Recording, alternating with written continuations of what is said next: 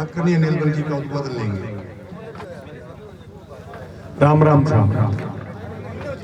मैं सबसे पहले तो छोटे भाई छात्र संघ अध्यक्ष विकी चौधरी को ढेर सारी बधाई और शुभकामना दूंगा।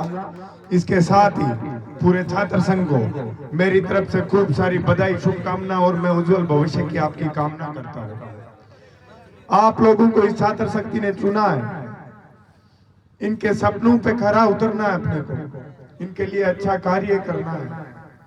शिक्षा के संसाधनों में कहीं कमी आ रही है तो उनको सुधार कराने के प्रयास करने हैं। ये एक लोकतंत्र की पहली पंचायत की पीढ़ी होती है जिसकी शुरुआत होती है कॉलेजों से, यूनिवर्सिटी से। इससे अपने को सीख लेनी चाहिए कि अपने वोट की वैल्यू क्या होती है।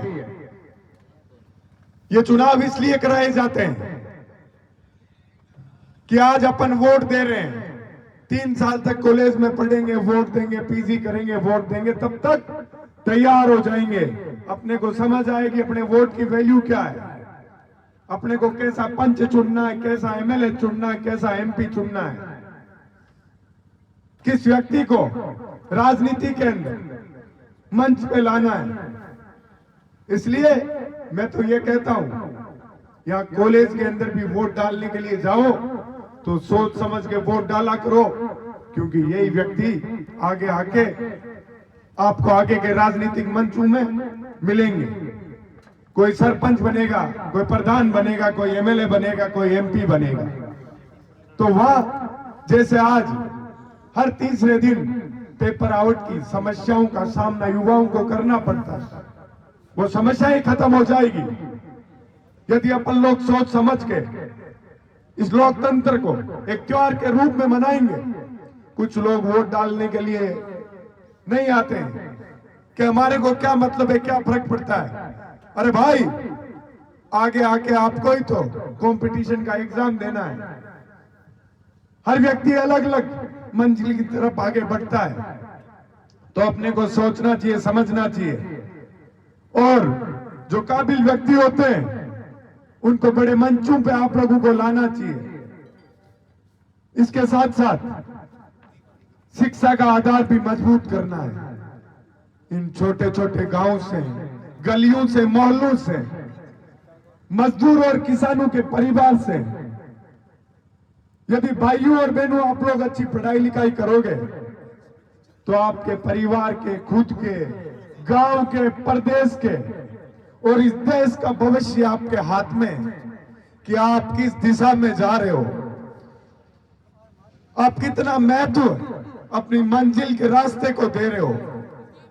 आप कोई भी मंजिल चुनो, उसको पूरा योगदान, पूरा जी जान झोंको उसके अंदर, मेहनत करो, त्याग तो करना ही पड़ेगा, संघर्ष तो करना ही पड़ेगा। इस चलती उम्र के अंदर कई बार अपन सोच नहीं पाते हैं। अपन लोगों को सोचना चाहिए अपने माता पिता कितना संघर्ष करके अपन लोगों को पढ़ाते हैं, लिखाते हैं, अपने ऊपर अपने जीवन का सारा कमाया इन्वेस्ट करते हैं। उसका रिजल्ट यदि अपन भी उनको सही दिशा में देंगे तो उनका भी जीवन सफल हो जाएगा और अपना भी जीवन सफल हो जाएगा। ये सौगंध आप लोगों को आज खानी है। इस मां बरमाणी की धरती पे मैं आशीर्वाद लेके माता का आया हूं। आप लोगों के बीच में आपको एक शपथ दिला के जाऊंगा कि जीवन में जो भी मंजिल चुनोगे उसके रास्ते पे पूरी ताकत से उसको मंजिल को और मजबूती से प्राप्त करने के लिए आपको अपना योगदान देना है। पढ़ते लिखते समय आप लोग सोचा करो, एक तस्वीर अपने माता पिता की दिमाग में लाया करो कि वो लोग कितना संघर्ष कर रहे हैं। चाहे नौकरी नहीं करनी हो, आप चाहे बिजनेस कर लेना, चाहे खेती बाड़ी कर लेना, चाहे किसी और प्राइवेट जॉब के लिए जाना, लेकिन ये शिक्षा अति आवश्यक है। आज अपन लोग और देशों से पीछे क्यों है? क्योंकि उनकी शिक्षा एक मजबूत आधार से होती है। जरूरी नहीं है सरकारी नौकरी के लिए ही पढ़े अपन लोग, अपन चाहे किसी भी फील्ड में जाएं, लेकिन अपना समय, कीमती समय, अपन जिस समय कॉलेज करते हैं, स्कूल करते हैं, समय तो बीत ही रहा है, समय का सदुपयोग कर लें तो काल समस्या है। छोटे गांवों से, ग्रामीण परिवेश से आने वाले लोगों को यह चीज नहीं सोचनी चाहिए कि मेरे लिए वो मंजिल बड़ी है। पूर्व प्रधानमंत्री चौधरी चरण सिंह भी एक छोटे से गांव में पैदा हुए थे। उनके माता पिता भी किराए पे जमीन लेके खेती बाड़ी करते थे और वो देश और प्रदेश के बड़े मुख्य पदों पे रहते। किसान परिवारों के लिए अच्छा कार्य किया था, मजदूरों के मसीहा बने थे। उसी प्रकार से अपन जैसे उन लोगों को आज याद करते हैं, उनको पूछते हैं, अपन भी यदि अच्छा कार्य करेंगे, समाज में अच्छी मिसाल पेश करेंगे, तो अपने को भी दुनिया याद करेगी,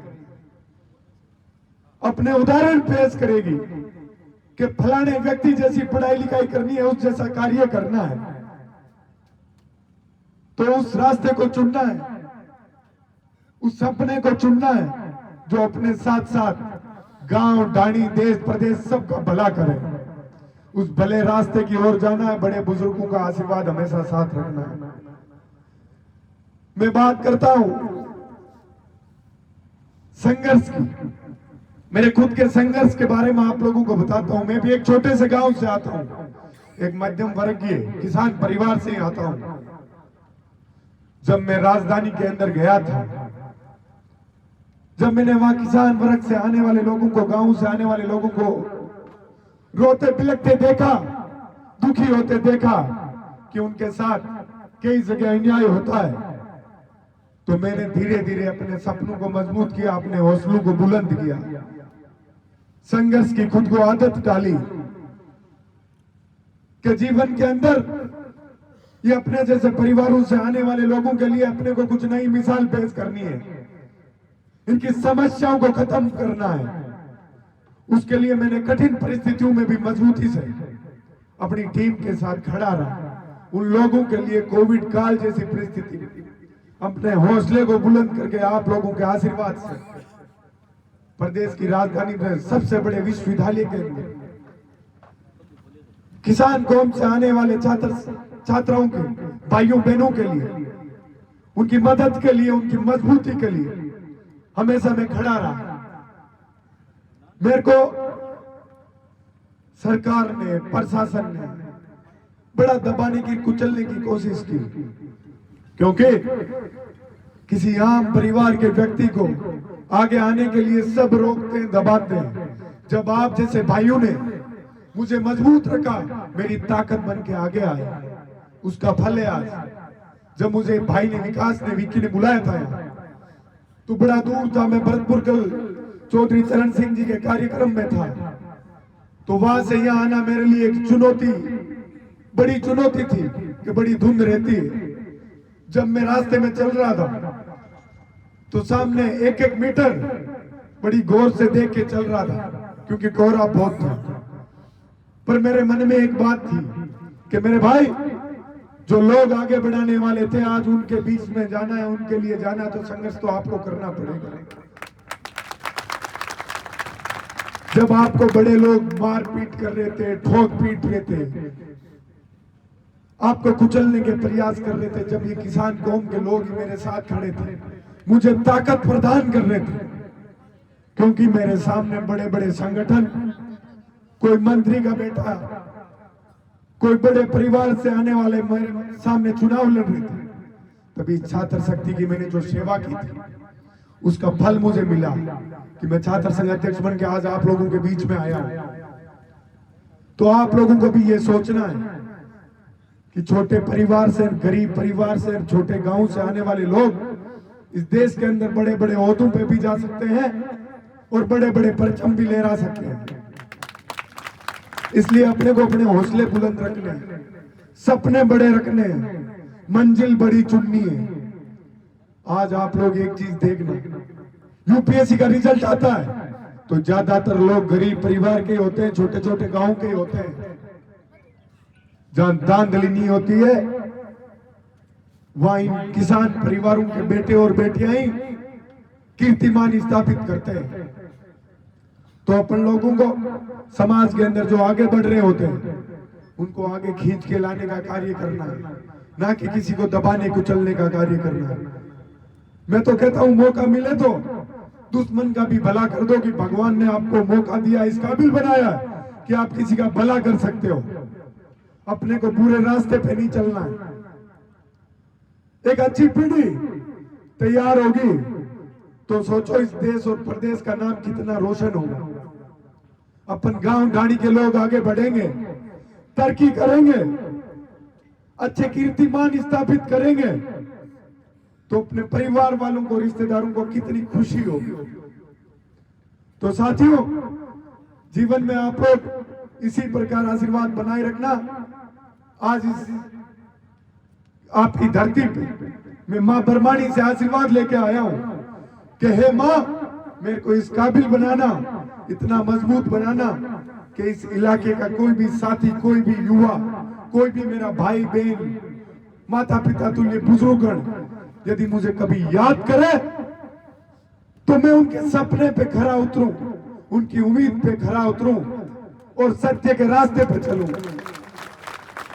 और साथियों, आज जितना आप लोगों ने मेरे से प्यार प्रेम किया, जितना आशीर्वाद दिया, हर एक उस व्यक्ति से करना जो आपके हक के लिए, आपके अधिकार के लिए हमेशा मजबूती से लड़ता है।